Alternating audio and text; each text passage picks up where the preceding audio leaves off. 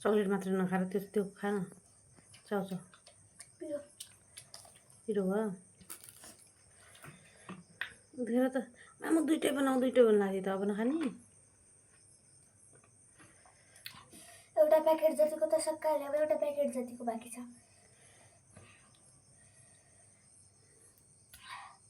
खै कसरी खाने रे खै देखाउ त त्यो पहिला मुखको दाँतको गर चक्लेट लाग्यो खै ल अब खाऊ खै कसरी खाने यस्तो गर्ने यस्तरी समात्ने यस्तरी लग्ने यस्तरी आफै आउँछ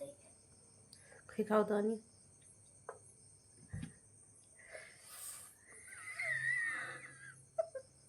तेरो टोक्ने न कि पुरा खाने हो जुजु तेरो टोक्याके मतलब हो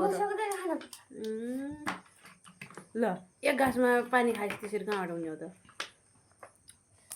त्यो पुरै सकाउनु पर्ने हो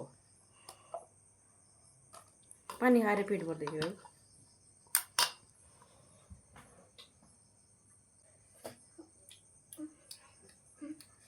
मेरो रुमाल कहाँ गयो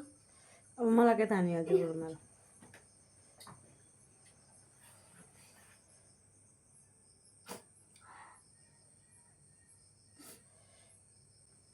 अब नाकमा पनि पिरो लाग्ने हो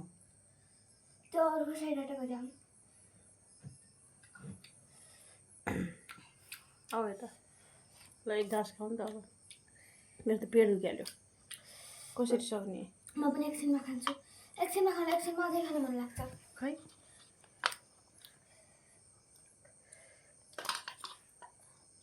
एकछिन सिकाइदेऊ त खै कसरी खाने रे त्यो अलि नखाऊ क्या उत्तिकै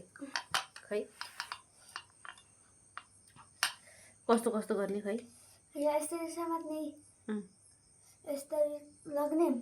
होइन अहिले युट्युबमा हेरेको थिएँ त्यस्तोवाला गर न त्यस्तो जसलाई पनि आउँछ नि यतिको यो गरेर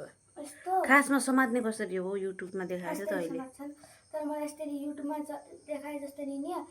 चलाउन त आउन्न त्यसरी समात्न आउँछ यस्तरी समात्छन् मिडल फिङ्गरलाई इन्द्रीको बिचमा हाल्ने अरू पछि समातेर खाने जो यस्तरी मलाई खानै आउँदैन